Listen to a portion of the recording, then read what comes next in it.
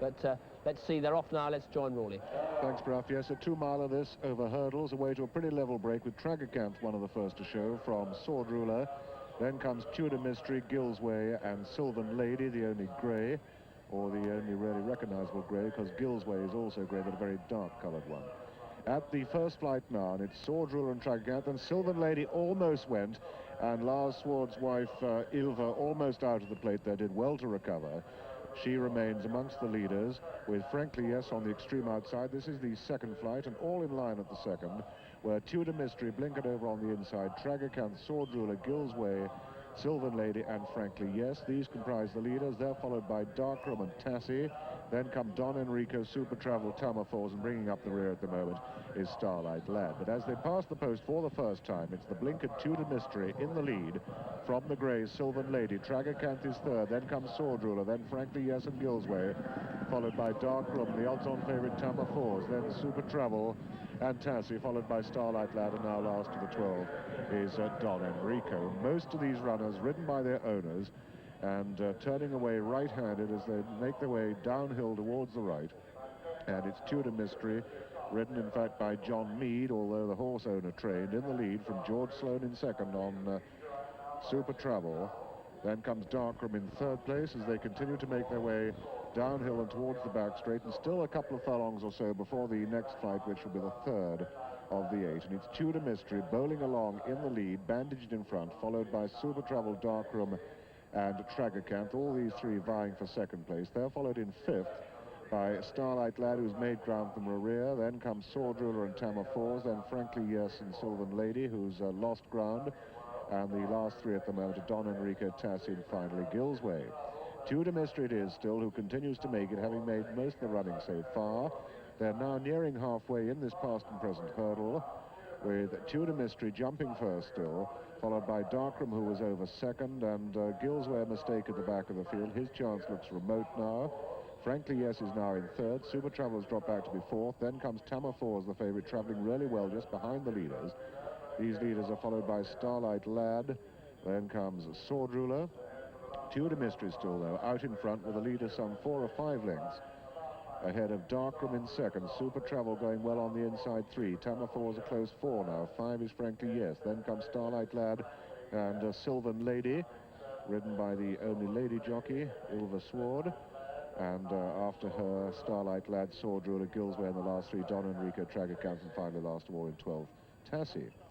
The leaders beginning to stretch out now, and the 4 leaders have gone several lengths clear of the remainder. And these 4 leaders are Super Travel, who's come through to take over from Tudor Mystery. Darkroom a close third. Tamafors hard held just behind the first 3. Then there's a gap back to Sylvan Lady, followed by Starlight Lad making ground, and Frankly Yes.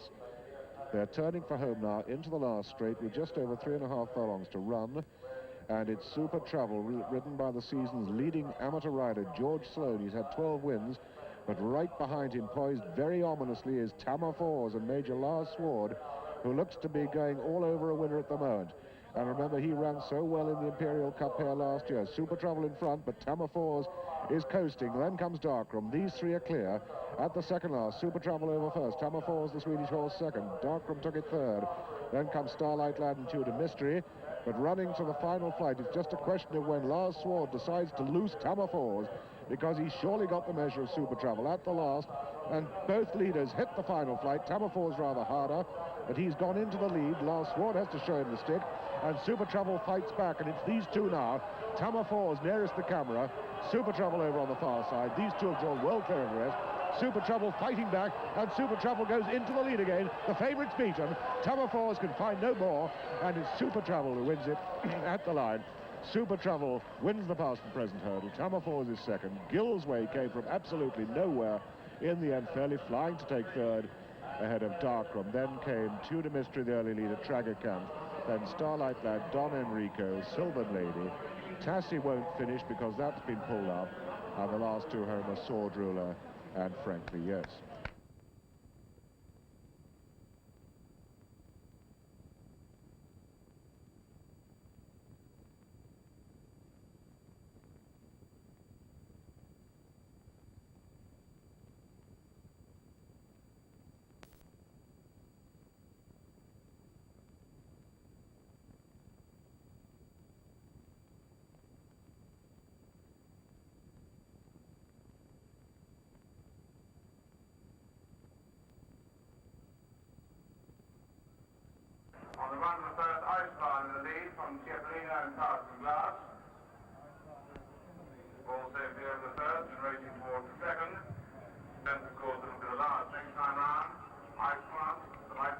while John Penny we get some microphones to him. In front is Ice Plant, from Tipolino on the left, and finally Cask and Glass.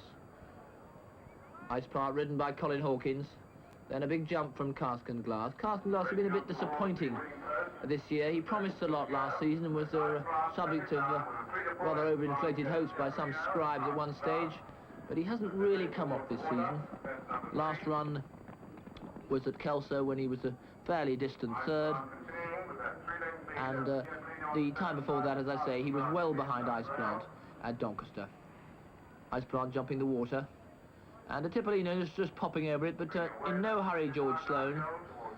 This looks like the pattern of the race is Ice Plant's going to make it, and Tipolino is going to follow, and I'm very glad to say that John's now able to join us inside. On the far side of Carlton. They're running now towards fence number 4, and I think at long last you have now picked me up, and the accurate commentary of Brough in the early stage is still the same. Ice Plant still the leader from Cask and Glass on the near side, and on the far side George Sloan on Tipolino. So they face up towards this fence, and all jumping well, and Colin Hawkins taking Ice Plant along in the lead, being followed by Tipolino. Then comes Tommy Stack on Cask and Glass. And all jumping pretty well, perhaps Tipolino just a little bit slow at that. So they turn left-handed now into the far straight. They have a mile and a quarter still to go, 8 fences in front of them, and still Ice Plant in the lead from Tipolino, who's about a length just in front of Cask and Glass. And the jumping on the whole by the 3 contenders have been pretty good, with Ice Plant, this nice young novice, in the lead. Having said that, of course, he immediately tips the top of that fence. Tipolino in second place, and Cask and Glass in third. Next is an open ditch, fence number 7. And Ice Plant really stood back at that one, but he got away with it. A little bit untidy, but still has the lead from Tipolino on the far side of Cask and Glass. They come now into another plain one. And the 3 runners closely grouped up together as they continue down that far side on towards fence number 9. That's 5 out, with Ice Plant still the leader from Tipolino and Cask and Glass.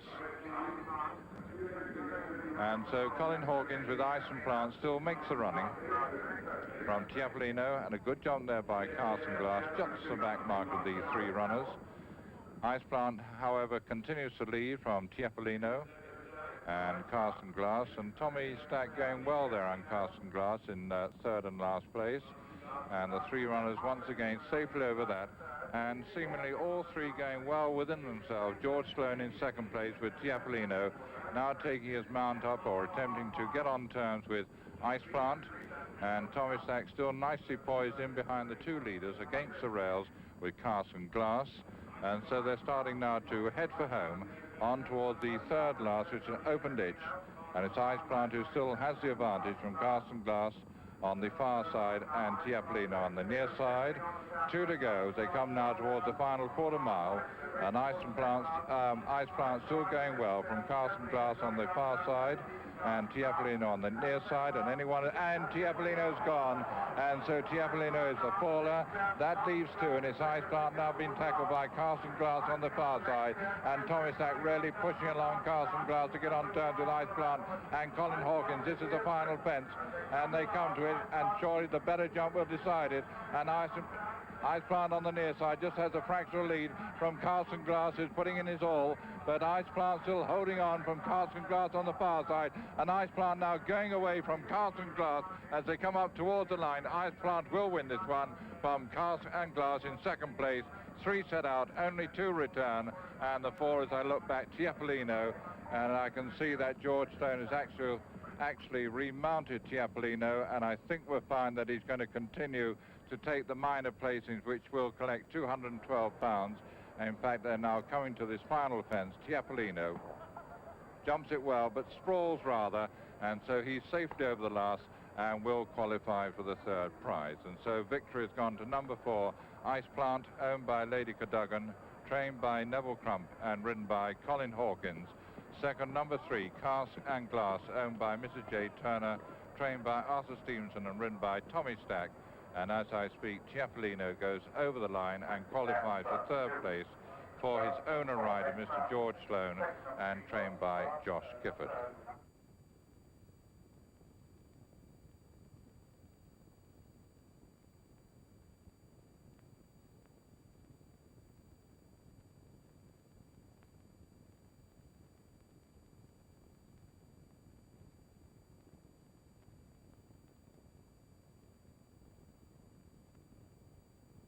So they have 12 fences to go. Tingle Creek, the leader. Perambulate on the right of the picture, then on the left, Mr. Know-all. Then bringing up the rear comes Gay God. So into the first. And all jumping pretty well. Gay God just a little bit of a mistake there, but not a serious one by any means, as Tingle Creek, as we've come to expect now, bowling along in a clear lead already as they face up towards the second. Super jump there by Tingle Creek, followed over by Mr. Know-all, Perambulate, and then comes Gay God.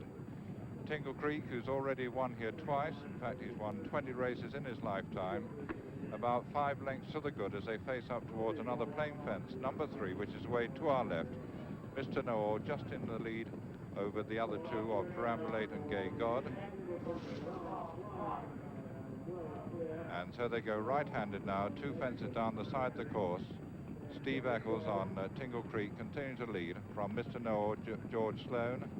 Perambulate in 3rd place, and then comes Graham McCourt on Gay God. Next is an open ditch, and Tingle Creek goes to it with an advantage of about 8 to 10 lengths.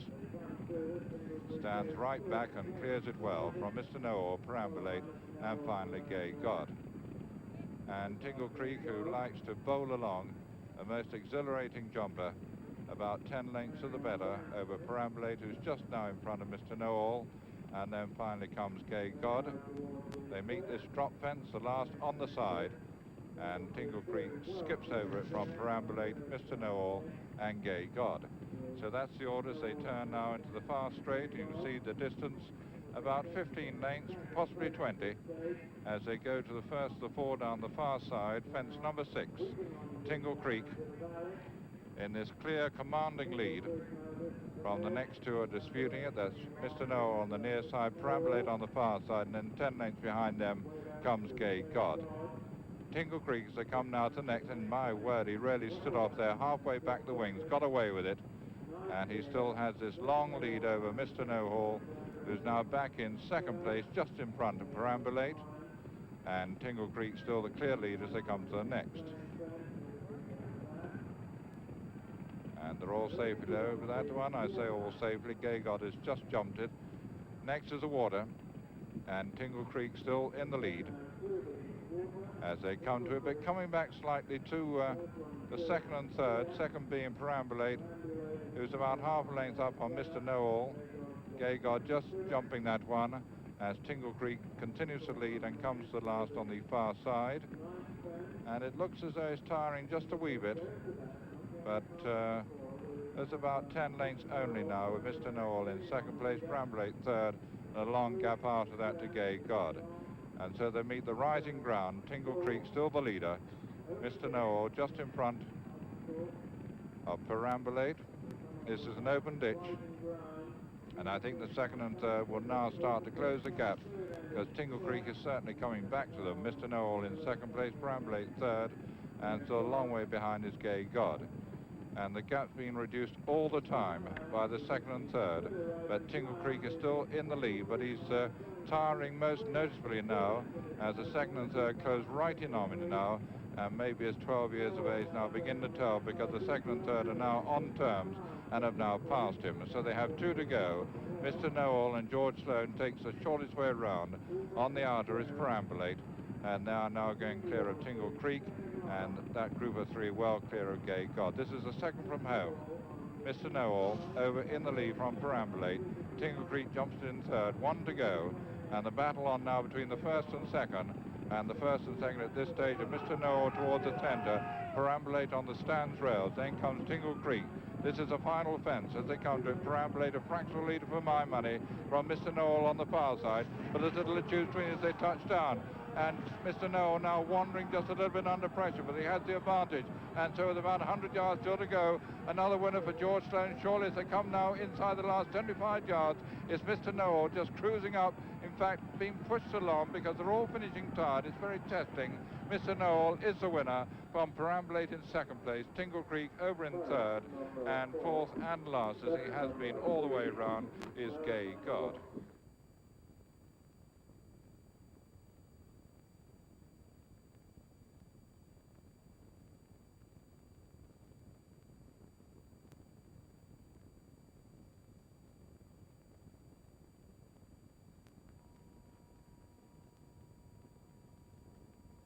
The 6 runners now coming up into line, and they're on their way this time an extended 3 miles over 18 fences. Border Mark the first to go on from Crofter. Rapallo follows them with Red Trump on the far side of Yellowstone, and then comes Pensive Prince, who won this race 2 years ago. Going now into the first. Crofter, Border Mark, Red Trump on the outer, Yellowstone, Rapallo on the inside, Pensive Prince on the far side. Turning right-handed into the far side, George Sloan on Crofter. George, who's just ridden the winner of the last race here, Mr. Noel, now leads in this one, having crossed one fence, and he is followed by Border Mark in second place. Red Trump is third, Pensive Prince in fourth, then comes Yellowstone and Rapallo. Meeting the first of the 4 down the far side, a Plain Prince, and it's Crofter still in the lead from Border Mark, Red Trump, and all jumping pretty well. Crofter in the lead from Border Mark, Red Trump, Rapallo just in front of Yellowstone with Pensive Prince on the far side. Making their way now towards another plain fence. And it's Crofter still the leader. Stood off a bit of that one and allowed Red Trump to get closer to him. Border Mark is third, Pensive Prince 4, Rapallo 5, Yellowstone 6. And the 6 runners well grouped up together as they come to the water for the first time, with Crofter in the lead and the back marker being just Yellowstone. So Crofter continues to lead from Red Trump in second place, Border Mark third, Pensive Prince on the far side of Yellowstone, and Rapallo on the near side, who's just in front of those 2. And so up towards another plain fence, Crofter in the lead from Red Trump. And Pensive Prince, a good jump there, takes him into third in front of Border Mark, who jumped it a bit slowly. Yellowstone on the far side with Rapallo on the inner. They now come to this fence on the rising ground, which is an open ditch, and it's Crofter still the leader from Red Trump, and the other 4 runners closely grouped up together, but just headed by Rapallo. And Yellowstone just the last one over there. Meanwhile, Crofter is still in the lead from Red Trump in second. Pensive Prince on the far side of Yellowstone and Border Mark, and Rapallo now once again just the back marker of the 6. So the 6 runners now turning into the straight. They have just over 2 miles to go, 12 more fences in front of them, and Crofter continues to lead from Red Trump.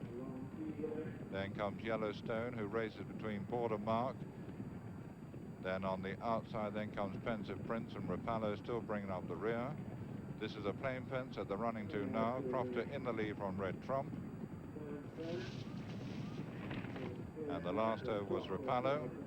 So they're running now towards fence number 8, which will be the last next time round. And the order this time as they come to it is Crofter in the lead from Red Trump in second. Yellowstone just in behind Red Trump with Border Mark on the inside. The 2 on the near side are Pensive Prince and Rapallo. And once again, the 6 runners well grouped up together as they come up past the stand on towards the fence towards our left. And it's Crofter now being joined by Red Trump, Rapallo also right there on the near side, Border Mark on the far side, then on the 2 on the near side, Yellowstone and Pensive Prince.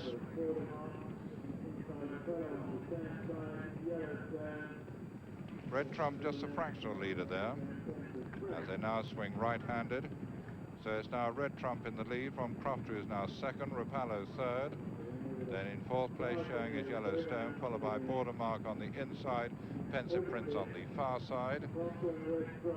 Next is an open ditch, fence number 10 of the 18. And Crofter once again being sent on by George Sloan with Red Trump on the far side, Yellowstone between those 2. Rapallo jumped big there, and Border Mark made a mistake, but he's still in it, but that's dropped him out last to 6. Well, Ken, at this stage of the race, it's really hard to say which one is going the better because they seem to be all going well within themselves. Yes, John, I think Crofter, he's jumping safe enough, he's jumping a bit deliberate, and when they turn on the tap, I think that's going to be a point against him. The favourite, Red Trump, is jumping neat and quick, and Pensive Prince, who's in 4th place there, is also jumping well. Incidentally, did you see coming up the straight, he's got his tongue out that one. Not to worry about that, he's obviously thoroughly enjoying himself. Rapallo's close up there with them, and so, of course, is Yellowstone. The only one that appears to be out of it at the moment, not in our picture, I think I'm right in saying, is Border Mark. I can't see Yes, that's quite right. Border Mark has dropped right out, Ken. But it's all going to happen really as they go down the far side here, as they go quickening now, as you can see. And now jumping's going to be the name of the game. And these two in the lead, Red Trump, I think, is going to take on Crofter. But as you can see how Crofter comes out of these 3 fences. He's jumping just a bit slow. He lost ground in the air there, as he has been all the way through. That's going to count against him. I think Pensive Prince is still running sweetly in 5th place and could take a hand in the finish. I hope so, John. Yes, but it's Rapallo who has now come to join the leader, and Rapallo, the fractional leader with Red Trump. And those two touched down more or less together, but Red Trump about half. But as I said, there's a little to choose between the two again. Rapallo just leading Red Trump. Crofter is now dropping back in the 3rd. Then comes Yellowstone, Pensive Prince, and they're well clear of Border Mark. This is the water for the second last time. Rapallo just nodded on landing there, but he's gone about a length up on Red Trump. There's a great tussle for 3rd place at the moment between Crofter, Pensive Prince and Yellowstone. Another plain fence in front of them. Rapallo over in the lead, but just hit the top of that from Red Trump, and now Pensive Prince now picks up ground, goes in the 3rd, and passes Yellowstone and Crofter. And so once again, they're coming now toward the 3rd last, this open ditch on this rising ground. And as they run to it, it's Rapallo in the lead from Red Trump, Pensive Prince, Crofter, and Yellowstone. And Rapallo and Pensive Prince is down there, the fall of their Pensive Prince. And so that leaves Rapallo in the lead, being pursued by Red Trump. A gap after that to Crofter. Crofter is then followed by Yellowstone, and still continuing, but some way behind is Border Mark. And so the leader's now turning into the straight, heading towards the 2nd last. John Williams on Rapallo in the lead, being followed by Steve Eccles on Red Trump. Then comes George Sloan on Crofter. That's a 1, 2, 3 as they straighten up on towards the penultimate fence. Rapallo in the lead from Red Trump, Crofter, and they're clear of Yellowstone and Border Mark. 2 to go. Rapallo over in the lead. Red Trump, Crofter, Yellowstone jumps it, and now comes Border Mark. But they have 1 to go, and Rapallo, being pushed along there by John Williams, still has the advantage. The 2nd and 3rd are also under pressure. Crofter on the far side, Red Trump on the near side, but it's Rapallo who leads. They come now into this final fence, and he's over, but he stumbles very badly, and that's really shown the verdict right open, because Red Trump has now come again. So too is Crofter, and so they've got about 100 yards still to go, and it's Red Trump and Crofter on the far side, and it's at a 2:20, but Crofter now just going slowly ahead as they come towards the line. Crofter has won it from Red Trump in 2nd place, Rapallo 3rd, Border Mark over in 4th, and Yellowstone over in 5th. And Rapallo threw the race away at that final fence with that bad mistake. He sprawled badly on landing, which enabled Red Trump and also Crofter, who had jumped it much better, to get into their stride much quicker. And the finish was fought out between those two, and success has gone to number 7, Crofter, who's won the Dalgety Buzzwell Handicap Chase in his own colours of Mr. George Sloan, and of course ridden by him, trained by Josh Gifford. 2nd was number 15, Red Trump, owned and trained by Lewis Garfield, trained by Steve Smith-Eccles. 3rd, number 10, I think we're fine, Rapallo, owned by Mr. J.L. Davenport, trained by Michael Scudamore, and ridden by John Williams. And so the faller and also the jockey, none the worse for that tumble. That is notably Pensive Prince, who was ridden by Paul Leach, both on their feet, and seemingly none the worse for their tumble. Meanwhile, the principals come back, Rapallo, followed by Yellowstone and Crofter, and Border Mark, who made that mistake on the far side. The blinkered Border Mark, having made that mistake, really cost him the race. But having talking about horses losing the race by a mistake, well, Rapallo made such a bad blunder at the last, which we can now highlight once again as a rejoin Ken. Yes, bags of incident here, and he's virtually cold on his feet, is Rapallo. I think that's why he makes a mistake. He's very, very tired indeed. And Red Trump is gaining on this side. and Crofter on the far side. Now just watch him go into this last fence. He does nothing wrong going into it. He just looks at it. He probably puts in a short one, but he just screws as he goes over. He's just so darn tired. He slips, sprawls, loses all momentum, and that's the end of it for him. The other two immediately take advantage of the situation and charge past him. And at this stage, it looks like Red Trump is going to prevail. But George Sloan conjures something out of Crofter. He's no Gordon Richards to watch, is George Sloan, but nevertheless, he gets the best out of his horses, because there's Crofter gaining the lead. He's staying well on this really soft ground. I think the ground and the distance suit him admirably, and he gains and wins by about half a length from Red Trump.